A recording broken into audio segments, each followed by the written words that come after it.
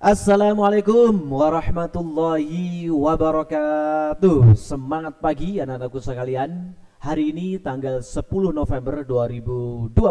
Alhamdulillah bisa bertemu kembali dengan saya Ustadz Agus Sultanik di dalam pembelajaran jarak jauh. Mudah-mudahan anak-anak sekalian pada kesempatan pagi hari ini selalu dalam lindungan Allah Subhanahu wa taala, dan tentunya salam kepada ayah dan ibu anak-anak sekalian. Mudah-mudahan keluarga juga dalam keadaan sehat walafiat sehingga bisa melakukan pekerjaan dan tugas sehari-hari dengan baik. Baik anak-anak sekalian, sebelum kita masuk ke pembelajaran, mari kita bersama-sama berdoa memohon kepada Allah Subhanahu wa taala. Mudah-mudahan pembelajaran kita kali ini betul-betul menjadi pembelajaran yang menambah ilmu kita, ya, menambah ilmu kita, kemudian bermanfaat untuk kita dan orang lain. Baik, mari kita bersama-sama berdoa sebelum kita belajar. Bismillahirrahmanirrahim. Raditu billahi rabba wa bil islami dina wa bi Muhammadin nabiyyan wa rasula. Rabbi zidni ilma warzuqni fahma waj'alni minas salihin. Amin. Terima kasih. Alhamdulillah. Anak sekalian yang saya banggakan, pada kesempatan pagi hari ini, sebelum kita masuk ke materi kita kali ini, maka saya akan sedikit mengulang pembelajaran kita minggu kemarin, ya. Minggu kemarin kita sudah belajar tentang buku elektronik atau disebut juga dengan electronic book, ya. Yang mana buku elektronik ini adalah buku yang dikemas dalam bentuk digital, ya. Di situ ada tulisan, ada gambar. Kemarin juga sudah saya contohkan bagaimana penggunaannya, bagaimana cara downloadnya, dan contohnya seperti apa, ya. Itu kalau anak-anak ingin tahu lebih jelas nanti silahkan diulang video yang kemarin. Oke. Kemudian kita juga sudah belajar tentang robot, ya. Apa itu robot? Ya, tentunya robot itu adalah mesin, ya, yang dirancang untuk melakukan tugas tertentu. Intinya adalah tugasnya meringankan tugas manusia, ya. Ada 3, ya, anak-anak sekalian. Robot itu contoh aja, ada robot industri yang digunakan untuk pabrik. Kemarin sudah saya contohkan, ada mobil di situ, ya, untuk membuat mobil itu, ya. Robot penjelajah planet, ya. Kemudian ada robot medis untuk pengobatan. Nah, itu semua adalah robot-robot yang digunakan untuk meringankan tugas manusia. Nah, anak-anak sekalian, kali ini kita masih di bab 3, ya. Kita masih di bab 3, lanjutannya kemarin, ya. Masih bab 3 tentang perkembangan komputer, ya. Kali ini kita melanjutkan poin B, yaitu dampak teknologi komputer terhadap masyarakat. Coba anak-anak sekalian lihat di halaman 88. Di situ ada lanjutannya pembelajaran kita kemarin, yaitu tentang materi kita kali ini. Materi kita kali ini adalah pembelajaran elektronik atau e-learning, ya. Apa itu e-learning? Tenang saja, nanti akan saya jelaskan satu persatu. Yang kedua ada komputasi awan, ya. Apa sih Pak komputasi awan ini, namanya kok aneh gitu, kok seperti awan gitu, apa sih? Nah, nanti akan saya jelaskan juga. Yang ketiga adalah sistem pemosisi global atau dinamakan dengan GPS. Mungkin anak-anak sudah pernah dengar ini GPS, ya. Itu ada di HP anak-anak sekalian. Yang keempat, ini adalah konsol permainan. Nah, inilah materi kita kali ini yang akan saya jelaskan satu persatu. Sambil melihat video ini, tentunya anak-anak jangan lupa sambil dibuka bukunya, ya. Jadi nanti biar seiring sejalan sehingga anak-anak mengerti. Oke, baik. Kita lanjut ke materi pertama, yaitu pembelajaran elektronik atau e-learning, ya. E-learning, sistem pembelajaran elektronik atau e-learning, electronic learning disingkat e-learning, dapat didefinisikan sebagai sebuah bentuk teknologi informasi yang diterapkan di bidang pendidikan berupa website yang diakses di mana saja. Jadi nanti anak-anak sekalian bisa mengakses website saya, di situ ada e-learning, di situs saya www.azamdigitalpreneur.com. Nanti bisa silahkan diakses, di situ cari pendidikan, kemudian ada e-learning. Fungsi dari e-learning dikatakan berfungsi sebagai suplemen apabila peserta didik mempunyai kebebasan memilih apakah anak akan memanfaatkan materi pembelajaran elektronik atau tidak. Ada 3 fungsi pembelajaran elektronik. E-learning itu fungsinya ada 3 ya anak-anakku. Yang pertama adalah suplemen. Dikatakan berfungsi sebagai suplemen atau tambahan apabila peserta mempunyai kebebasan memilih apakah akan memanfaatkan materi pembelajaran elektronik atau tidak. Jadi sifatnya hanya tambahan saja, boleh memanfaatkan dan tidak. Yang B, komplement atau tambahan juga, dikatakan berfungsi sebagai komplement pelengkap apabila materi pembelajaran elektronik diprogramkan untuk melengkapi materi pembelajaran yang diterima tersebut. Ini sudah kita lakukan di kelas sebelum COVID-19 ya. Kemarin ketika pembelajaran TIK kita sudah belajar di kelas menggunakan tatap muka langsung, dan kita juga menggunakan pembelajaran elektronik menggunakan proyektor ya di depan kelas. Mudah-mudahan kita segera bisa kembali bergabung dan COVID-19 sudah hilang dan kita bisa kembali ke sekolahan belajar. Untuk yang poin kedua ini kita bisa tatap muka, bisa juga kita belajar langsung menggunakan e-learning. Yang C sebagai substitusi atau pengganti. Beberapa perguruan tinggi di negara-negara maju memberikan beberapa alternatif mode kegiatan pembelajaran. Ini sebelum COVID-19 negara-negara maju sudah menggunakan ini. Tetapi sekarang kita menggunakan ini karena ya kita terkendala COVID-19. Pembelajaran kita hari-hari menggunakan pembelajaran jarak jauh atau bisa juga dinamakan e-learning, menggunakan video berupa Google Form atau quizzes, itu bisa dinamakan dengan e-learning. Baik, ada 3 alternatif model kegiatan pembelajaran yang dapat dipilih. Ada 3 ya. Yang pertama sepenuhnya secara tatap muka, konvensional. Nah ini kita lakukan kalau kita sudah terbebas dari COVID dan kembali ke sekolah. Tapi untuk saat ini belum bisa. Yang kedua, sebagian secara tatap muka dan sebagian lagi melalui internet. Ini juga bisa kita lakukan ketika kita melaksanakan pembelajaran sebelum COVID kemarin. Nah, yang kita lakukan saat ini adalah yang ketiga, sepenuhnya melalui internet. Nah, inilah yang dinamakan dengan electronic learning. Baik. Di sebelah kanan di situ ada contoh website e-learning. Banyak sekali anak-anak sekalian website e-learning. Nanti ketika anak-anak sekalian cek pulsa di situ pasti ada biasanya ada e-learning, ada Zenius, ada rumah belajar, ya kan? Banyak sekali. Di sini saya contohkan ada 8 saja. Anak-anak sekalian bisa mengunjunginya satu persatu, ya silahkan. Tetapi yang sangat saya sarankan itu adalah yang nomor 8, ya. Nomor 8 ini memang sebuah e-learning buatan pemerintah yang dikhususkan untuk kita semuanya. Jadi di sana sudah disesuaikan materinya. Begitu ya.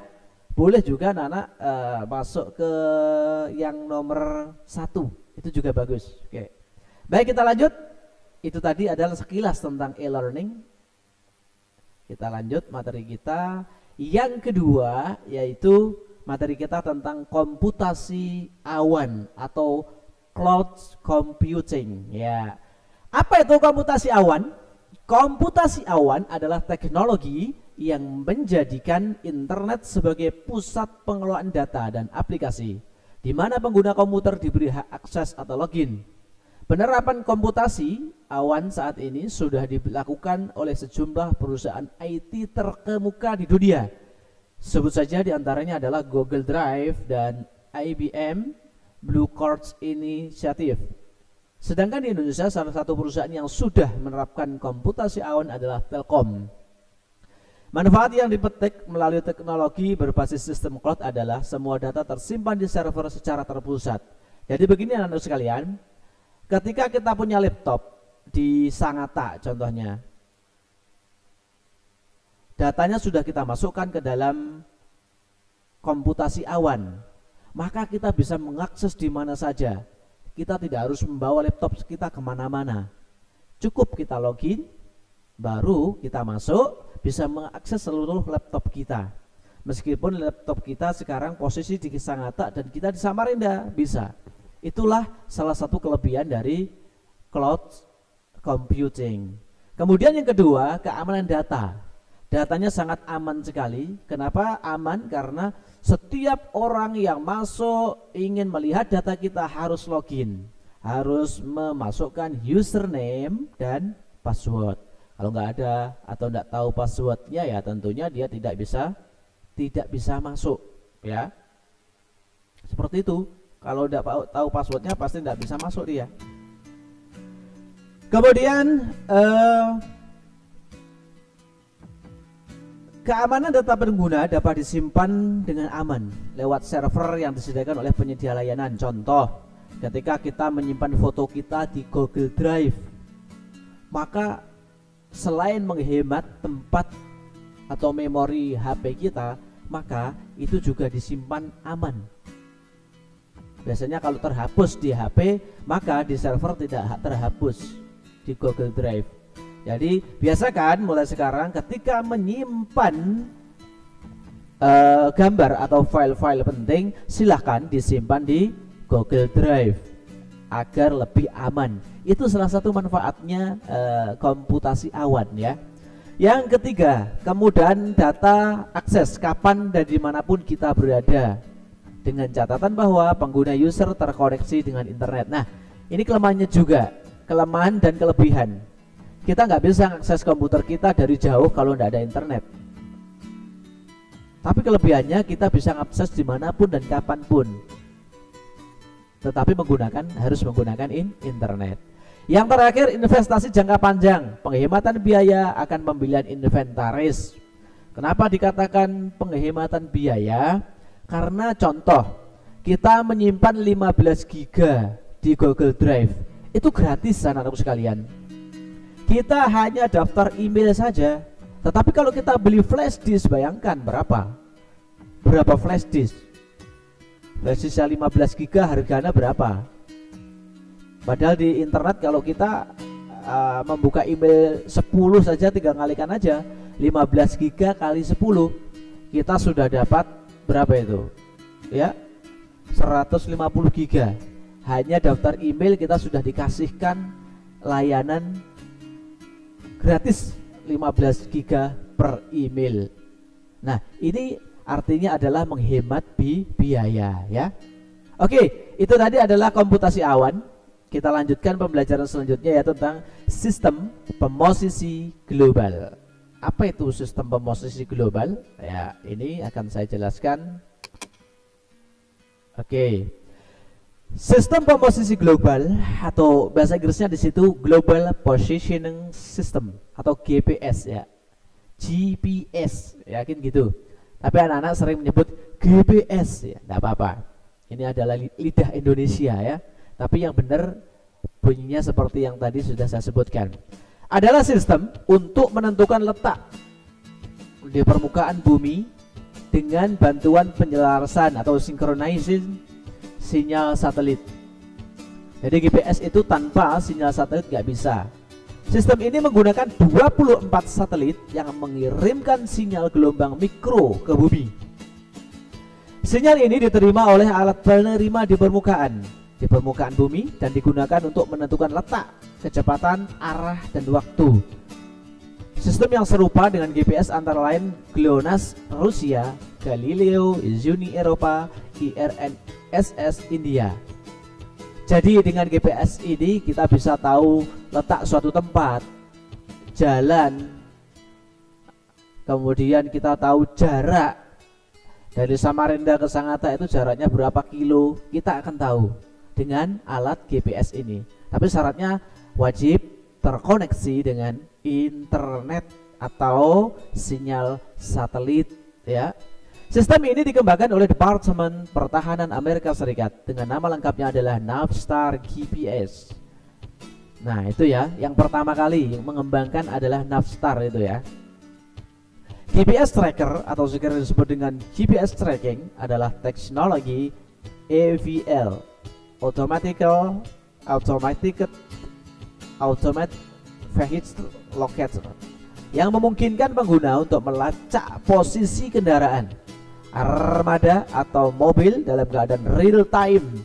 Jadi saat ini juga seumpama kita punya mobil atau motor, kita tempatkan atau dibawa teman kita, maka saat ini juga kita akan tahu di mana posisi teman kita, asalkan mobil atau motor tadi dipasang GPS ya. GPS tracking memanfaatkan kombinasi teknologi GSM dan GPS untuk menentukan koordinat sebuah objek, lalu menerjemahkannya dalam bentuk peta digital. Inilah salah satu dampak teknologi komputer terhadap masyarakat. Sangat memudahkan kita. Ketika kita tidak tahu posisi teman kita di mana, tinggal kita WA, tinggal kita minta tolong kepada mereka untuk share lokasi, ya kan? Kita langsung tahu lokasinya, jalan menuju ke sana, jaraknya. Nah, inilah kemudahan-kemudahan layanan yang ada di internet. Dan ini dampak dari teknologi. Anak-anak harus sudah bisa yang seperti ini, harus menyesuaikan ya. Oke, kita lanjutkan. Yang terakhir, konsol permainan. Ini tulisannya konsil, ini sebenarnya konsol ya. Mohon maaf, ini konsol permainan ya. Oke. Konsol permainan adalah sebuah mesin elektronik yang dirancang khusus untuk memainkan permainan video. Jadi khusus untuk memainkan video. Perangkat penampil grafiknya dapat berupa monitor, komputer atau televisi. Alat pengendalinya disebut joystick atau controller. Pasti anak-anak sudah tahu joystick karena sering nge-game ya.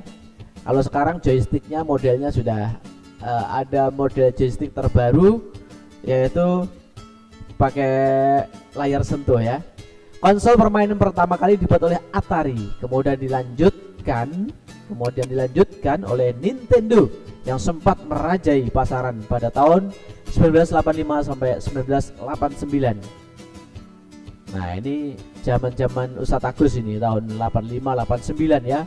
Dulu permainannya di satu desa biasanya ada salah satu PlayStation dan kemudian kita nyewa dulu itu. Kalau sekarang masing-masing sudah punya di rumah ya. Konsol permainan modern saat ini antara lain adalah PlayStation. Nah, ini PlayStation buatan Sony dan Xbox buatan Microsoft. Konsol yang berdimensi kecil, dimensi kecil itu artinya dia berbentuk sangat kecil dan mudah dibawa kemana-mana, disebut konsol portable. Misalnya PlayStation Portable yang dirilis oleh Sony pada tahun 2005 dan Nintendo DS yang diproduksi oleh Nintendo ya. Ini adalah konsol permainan ya, yang mana ini merupakan salah satu dampak dari teknologi komputer. Pesan saya sebelum saya akhiri materi ini, ketika anak-anak sudah pandai bermain game, maka aturlah waktunya dengan baik ya. Diatur waktunya dengan baik, jangan sampai bermain game ini mengalahkan pelajaran-pelajaran yang lain. Karena konsol permainan ini sangat menyenangkan. Jadi tentunya anak-anakku sekalian jangan terlena dengan hal-hal itu. Boleh bermain tapi jangan terlalu ya. Artinya overdosis sehari sampai 10 kali atau sampai 5 jam gitu kan bisa sakit mata nanti ya. Baik, itu tadi adalah materi-materi kita kali ini. Alhamdulillah sudah selesai. Di halaman selanjutnya akan saya kasihkan contoh-contoh ya. Oke, contoh-contoh GPS, konsol, dan e-learning. Nah ini Navstar, ini bentuknya modelnya seperti ini. GPS ya. Ini video game. Anak-anak biasanya ini ada salah satu yang punya nih ya.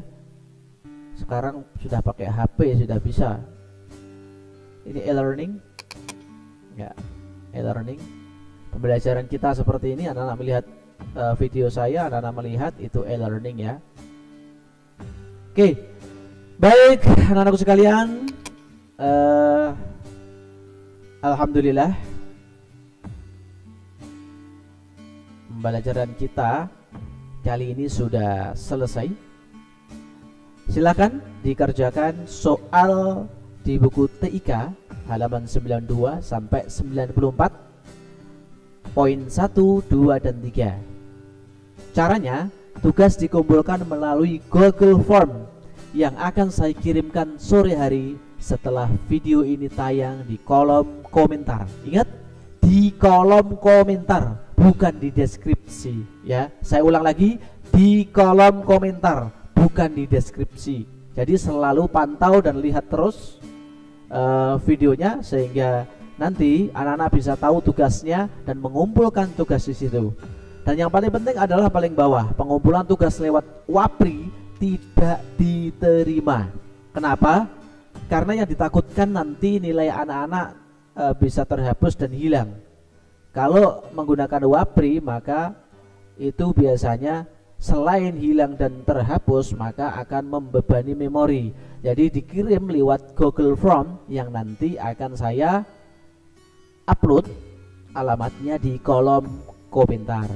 Jangan lupa di subscribe anak-anak sekalian yang belum subscribe, dan tentunya di like. Kenapa harus di like? Karena dengan semakin banyak kita saling mendukung, subscribe dan like, maka itu nanti interaksinya akan lebih baik dan banyak dikenal orang. Dengan banyak dikenal orang maka ilmu ini, video ini akan bermanfaat untuk banyak orang, bukan hanya anak-anak SD Muhammadiyah 2. Terima kasih. Ada kurang lebihnya mohon maaf. Billahi taufik wa hidayah wa ridha wal inayah wal afu minkum. Assalamualaikum warahmatullahi wabarakatuh.